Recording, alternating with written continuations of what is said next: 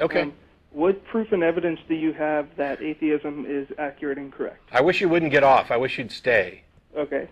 Because there's this moron on YouTube who keeps asking this question and pretending like we haven't answered it. Not only have I answered it on the show before, but on the blog as well. The question is ill-formed. The question is, what proof and evidence do you have that atheism is true? Well, atheism is the position of not accepting the theological explanation. It is not accepting the God hypothesis. It is, in fact, the null hypothesis. It cannot be proven to be true. It is the default position. And Christianity and Buddhism and Hinduism and Islam, they have all failed to meet their burden of proof.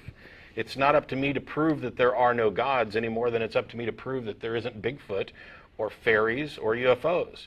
The default position, the null hypothesis, is that these things aren't true. And we wait and reserve belief until they are demonstrated to be true. Does that make sense? Yeah, that makes sense, I guess. But Cool. Does that mean that atheism is not a worldview? That's correct. Atheism isn't a worldview. It doesn't have any tenets or dogma, no books, no authorities. It is a single position on a single question, the existence of gods.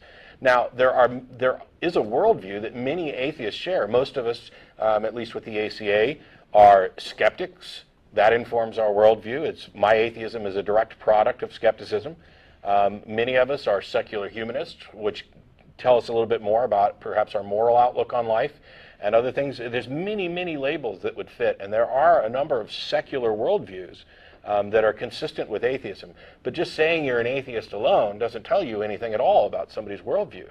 By the way, most Buddhists are atheists. They don't believe in a god, but they believe in any number of, in some cases, supernatural things that I don't accept. Some of them don't accept that either. So yeah, atheism is not a worldview. It can certainly be a part of a worldview, but it's not a worldview in that broad sense. Okay, well, thanks for your time and everything. Sure, thanks, Jacob. Bye. Tell Shock I said hi.